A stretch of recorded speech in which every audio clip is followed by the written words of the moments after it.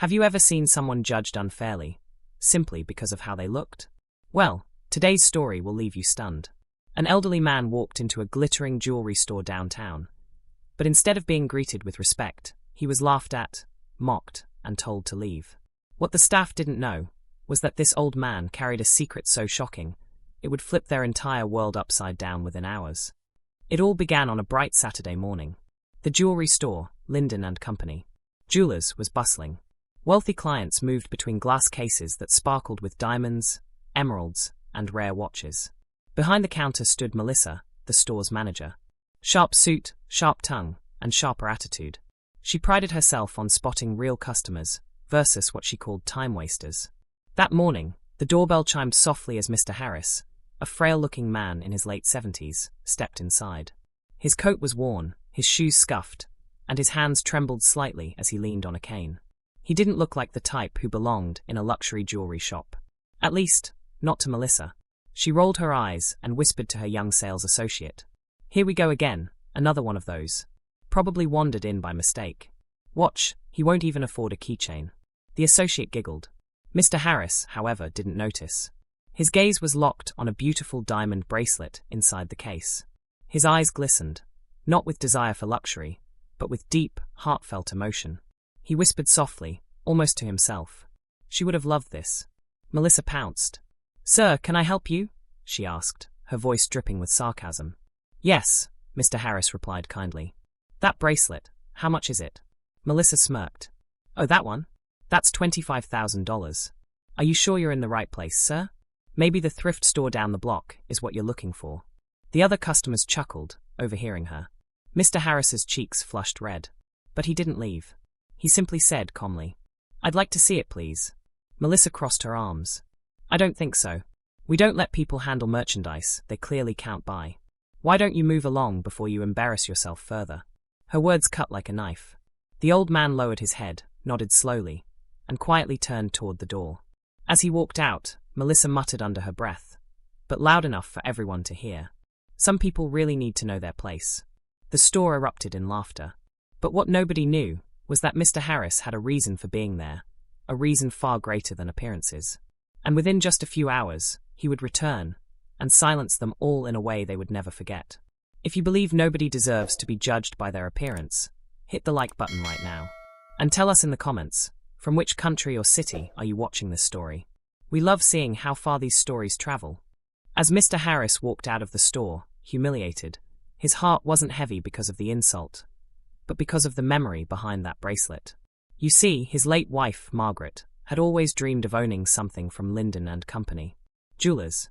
She would pause at their window every Sunday after church, admiring the sparkle, whispering, "One day, Harry, one day we'll get something from there." But life had been difficult. Bills, raising children, medical costs. There was never enough money for luxuries. And then, Margaret passed away before that dream could come true. Soft pause, then stronger narration. So on this day, Mr. Harris walked into the store, not as a man shopping for wealth, but as a husband keeping a promise. He wanted that bracelet to place it on Margaret's memorial, to fulfill her wish at last. But instead of compassion, he was met with cruelty. Melissa strutted back behind the counter, chuckling. "Can you believe that? Some people think they can just browse in here, like we're a museum. Waste of time." Her co-worker laughed nervously, but another young sales associate, Clara, frowned. "I don't know, Melissa," he seemed sincere. "Maybe we judged him too harshly." Melissa scoffed. "Oh, Clara, don't be naive. Customers like him don't buy diamonds. They buy batteries at the corner store. Trust me, I know people." But Clara couldn't shake the look in Mr. Harris's eyes. Mr. Harris sat quietly on a park bench nearby. His hands shook, not with age this time, but with controlled emotion. Passers-by might have seen an old man in a worn coat. But what they didn't know, what Melissa didn't know, was that Mr. Harris was no ordinary man. For decades, he had lived modestly, yes. But modesty doesn't mean poverty. In fact, Mr. Harris had once been a highly successful businessman. He'd sold his company years ago for millions, quietly choosing a simple life instead of flaunting wealth. And now, after today, he realized something. Money doesn't buy respect. Character does. And soon, he would teach Linden and Company Jewelers a lesson they would never forget. Because only hours later, Mr. Harris returned.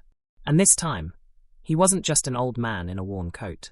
He was the man who would turn their arrogance into regret, and their laughter into stunned silence. If you're still watching right now, you're one of the people who truly believe in respecting others no matter what they look like. Type "respect" first in the comments so we know you're with us. The next morning, Linden and Company opened their doors as usual. The marble floors gleamed, the chandeliers sparkled, and Melissa stood proudly behind the counter, rehearsing her polished smile for the wealthy clientele. But then, her smile faltered, because standing in the doorway was the same old man she'd mocked the day before. Only this time, he wasn't alone. Mr. Harris entered calmly, but behind him came two sharply dressed assistants, carrying leather portfolios. A chauffeur held the door open, and trailing them was the manager of the store's parent company, called in earlier that morning by a phone call Melissa could never have imagined. Melissa blinked, stammering, "Why you again?" "Look, sir, I already told you." But she froze as the store manager rushed forward, shaking Mr. Harris's hand like he was royalty. "Mr. Harris, it's an honor to have you back with us. Please, forgive any inconveniences from yesterday." Melissa's jaw dropped. She looked at Clara, who stared back wide-eyed. This couldn't be happening. Who was this man? Mr. Harris gave a faint smile, his eyes kind but sharp. "Oh, don't worry. Yesterday was very revealing. It showed me how some people treat customers when they assume appearances are the whole story." The manager motioned to the assistants, who opened their portfolios to reveal documents and designs. Mr. Harris continued, his voice steady but firm. "I've decided I want to make an investment. Not in jewelry. At least, not in the usual way. I'll be acquiring controlling shares in Linden and Company." Melissa gasped. You're buying the company?" Mr. Harris looked directly at her. "No, I've already bought it." The manager confirmed it with a nod. "As of this morning, Mr. Harris is now the majority shareholder. Technically, that makes him your boss, Melissa." The entire store went silent. The chandeliers seemed to tremble in the hush. The same old man Melissa laughed at yesterday now stood before her, not as a nobody, not as a nuisance, but as the man who owned the very company she worked for. Her arrogance had just cost her everything. If you think Melissa just got exactly what she deserved, hit that like button right now. And stay tuned, because what Mr. Harris does next will leave you speechless. The silence in Linden and Company was deafening.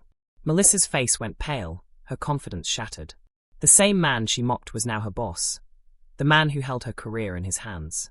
Mr. Harris took a slow breath, his voice calm, but carrying the weight of authority. "I believe in giving people chances, but I also believe in accountability." He looked at Melissa directly. "Melissa, yesterday you dismissed me, insulted me, and mocked me for how I looked. That wasn't just bad customer service. It was a display of arrogance and cruelty. And I won't allow someone like that to represent this company under my leadership." Melissa's lips trembled. Please, Mr. Harris. I didn't mean it like that. I was just. But Mr. Harris raised a hand, cutting her off. "Save your excuses. You saw me as less because of appearances. And that tells me everything I need to know." Then he turned to Clara. "Clara, yesterday you treated me with respect, even when your colleague laughed. That kindness means more than you know. Starting today, you're promoted to store manager." Clara gasped, tears welling in her eyes. "Sir, thank you. Thank you so much." The rest of the staff erupted in quiet whispers, some smiling, others stunned at the sudden reversal. Melissa collapsed into a chair, covering her face, realizing her arrogance had destroyed her career. Clara stood taller, though humbled, overwhelmed by gratitude. Mr. Harris concluded with a powerful reminder. Never judge people by what they wear, what they carry, or how they look. Respect is free, and sometimes it can change your entire future. And with that, Mr. Harris turned to leave, owning not only the company, but also the hearts of everyone who had just witnessed this life-changing lesson. Melissa? She learned the hard way that arrogance will always cost more than kindness. And Clara? She became living proof that compassion doesn't just touch lives. It opens doors you never thought possible. If this story gave you chills, smash that like button, drop a comment with your thoughts, and don't forget to subscribe for more stories that remind us all, respect and kindness will always win in the end.